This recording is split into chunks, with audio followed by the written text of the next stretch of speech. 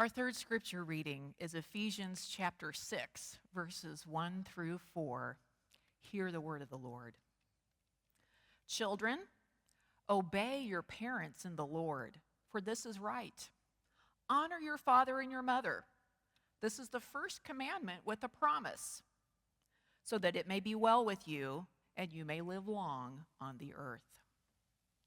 And fathers, do not provoke your children to anger, but bring them up in the discipline and instruction of the Lord. This is the word of the Lord. Thanks be to God. Today we wrap up our series that I've been calling Generational Blessings, about the unique power and potential of older adults, and how important it is to celebrate those things at a time when both the population of the United States and the membership of mainline churches are older than they have ever been. In earlier installments in this series, we saw examples of how God works through the lives of older adults. We identified 7 unique gifts of older adults, and we talked about 5 ways that nearly all older adults can bless others, regardless of their age and abilities. And you can find those messages on our YouTube channel if you've missed them and would like to get caught up. In the middle of all that, we heard a great sermon from Pat Yancey about the importance of getting comfortable with being uncomfortable, especially if we want to reach younger generations. He described the different generations to us: the silent generation, the boomers, Generation X, millennials, Gen Z, and the new generation Alpha. While there's always been a little bit of misunderstanding between generations, it does seem like there is more division between young people and old people than ever before. I found myself having to Google the word brat this past week or two. Apparently it has taken on a whole new meaning. For a lot of us, that used to be a bad word. Apparently not so much anymore. Anyway, how can we build some bridges? How can we build some bridges? Well, here's some background and why I feel so strongly about this topic. In my early years of ministry, an older man at the congregation I served in Lee Summit came to visit me one day. He shared with tears in his eyes how his adult son had cut off all contact with him. And he, the father, had no idea why. He was absolutely heartbroken and didn't know what to do. He tried to call, tried to send letters, no response. And years later now, I have heard so many versions of this story from different people. I've even observed it in my own extended family, where adult children, for whatever reason, sometimes really good reasons, experience their parents' behavior towards them as toxic, and then eventually conclude that the solution is to cut off, to simply not have their parents in their lives anymore. And I see more and more articles about the phenomenon of cutoff in families, and it always scares me how differently the parents and the children view the situation. And I think not all, but some of that is due to the difference between generations. And another reason for today's message is that over the years, I have heard older adults, and perhaps you have too, both male and female, say some really dumb things. And when that has happened, I have almost always immediately and quickly and quietly excused it.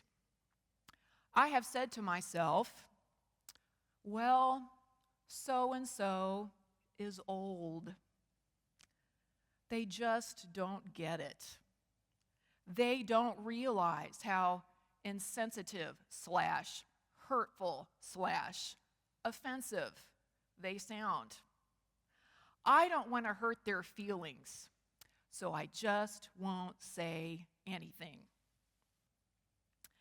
But when I do that, I am creating a wall between me and that person because I am writing them off as too old and too fragile to handle an honest conversation. I'm essentially saying you are not worth the bother. Instead of trusting that you can be open to what I have to say, I silently judge. And that's not how I want to be treated when I say dumb things because I say them. And as much as it stings to be corrected, I want to know when I've crossed a line and said something hurtful, I don't want to be written off as too old to learn and grow. I want real, authentic, honest relationships. When we visit another country, we go with the understanding that things will be different than the way they are back home. Even if we go to a place like the United Kingdom where people speak English, things are going to be different. They drive on the other side of the road. Their electrical outlets are different. There's a whole different system of money. We need to adjust if we want to have a good time. And that's the same mindset I think we need to bring to relating to people of other generations. Love does not insist on having its own way. Love learns the ways of the other person. And so that we might better love one another, here are a few things for young people to understand about older people. Number one, young folks, we who are older need you to understand that sometimes it feels like one day we were playing a game, and then all of a sudden somebody went and changed all the rules and didn't bother to tell us. When we say or do something thoughtless or dumb, it is possible we truly have no idea how offensive we are being. We know not what we do. Please don't write us off. Please explain so that we can get better. The other night I was hanging out with my youngest child, Rachel, who turned 24 this week. And I made the mistake of saying to her, "Wow, your stomach is so flat." Which for my generation of women, you can have no higher compliment. But Rachel promptly said, "Mom, don't say that. You should never comment on the size or shape of anyone's body, good or bad." And at first my pride was hurt a little bit to be corrected like that, but as we talked, she explained why it is so inappropriate to make those kinds of comments, and I was able to see she was spot on.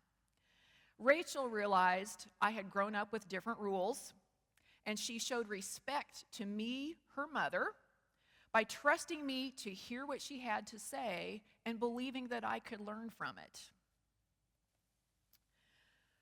Number two, sometimes the older generation is right. Sometimes. The same daughter who schooled me on not commenting on people's bodies was also grateful last weekend when I insisted she change out of her shorts and t-shirt and put on jeans and a sweater before going to Topeka Civic Theater. She doubted me until we walked in the door and felt the blast of their air conditioner. And then my incredible wisdom and knowledge became clear. Older folks have learned a lot of things the hard way. Lessons about money, relationships, parenting, networking, taking risks, taking care of cars, building character, hanging in there through tough times. Why not benefit from that experience?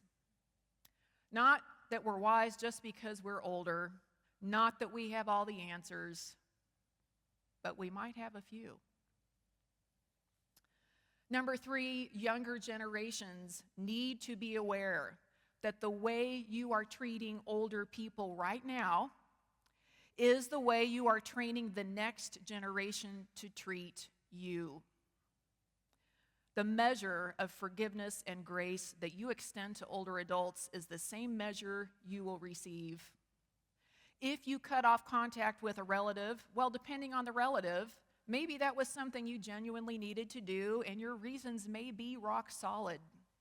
But know that you are also setting an example that cutoff is an acceptable solution should someone someday become frustrated with you. Your children are watching, and they will remember.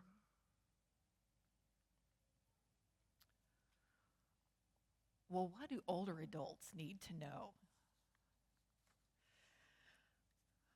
Well, the rules have changed. We can either dig in our heels and get defensive about it, insisting that our way is the right way, or we can humble ourselves and learn from the next generations. The question we need to ask is, do we want to be right, or do we want to stay in relationship? Do we want our daughter-in-law to welcome us warmly into her home and be delighted to have us spend time with our grandchildren? Or do we want her to keep finding ways to be too busy and not be home because we can't stop offering unasked for advice about parenting? Some things are never okay, no matter how, when, or where we grew up. Racist comments and jokes are never okay. No free passes, ever. Sexist comments and jokes are never okay, no matter how well intended. This includes things that you may think are sweet and funny, like referring to your wife as the boss. That joke assumes a world where men are typically the ones in charge. So please, no. Touching another person without their permission, not okay. And if someone says no, we don't get to take that personally. Any comments about a person's body, shape, or size, never okay. And please understand that in today's world, tattoos are common. They are not a sign of rebellion or moral failing. They are an artistic expression. We are welcome to compliment someone's tattoos or ask about them. Not tipping here in the United States is not okay. Now, who we need to tip and how much may have changed on us without us realizing it. And yes, it has become more complicated. Sometimes it feels like people want you to tip them simply because you walked through the door of their establishment. And that's an issue for another day. But we absolutely, positively must tip people who bring us food and people who provide a service for us, and that includes people who do our hair and our nails and clean our hotel rooms. If we say, well, this person's been doing my hair for years, and I've never tipped them before, and what I pay for the service should cover it, let us realize immediately how very lucky we are that they have not fired us as a client. Someone is showing us incredible grace and compassion. Start tipping them a minimum of 20% immediately. 25% would be better. 10 or 15% hasn't been adequate for at least a quarter of a century. Tip generously as a form of Christian witness, if nothing else. It's also good to understand as older adults, though this applies to everybody, if we're asked for advice, great. If not, we probably don't need to give it. Stories are always more interesting than opinions, and listening is even better. We who are older do well to remember that today's younger adults face challenges we did not. Higher education, health care, child care, and housing are all far more expensive than they were when we were younger.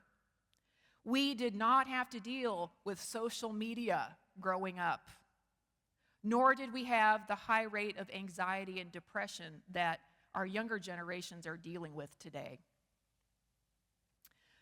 If you feel like you are being singled out or picked on right now, please try to hear this as someone showing you the respect of speaking the truth in love, because there's lots of love behind this. Perhaps this week you could sit down with someone of a different generation, older or younger, and watch this message again on YouTube. We put it up there almost as soon as the service is over. And see if it sparks a conversation. Ask them what I left out and add your own thoughts. After the 8:30 service, someone mentioned that I left out the thoughtless comments some older adults make about women who work outside the home. When we say things like money isn't everything, as if it's even possible or realistic to live on one income in this day and age, unless our spouse happens to be an extremely high earner.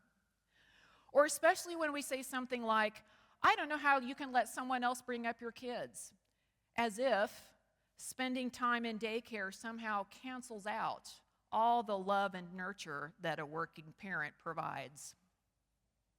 Let's put that one on the not okay list, please. Love is love is love in every age. Patient, kind, not cranky, not resentful, not entitled or stingy, or certain it knows what is best for someone else. Love gives the benefit of the doubt. Love has the hard conversation. Love forgives, and it also sets healthy boundaries. Love focuses less on what we deserve and more on how we can bless. May all of us of all generations love one another and love without measure. Amen.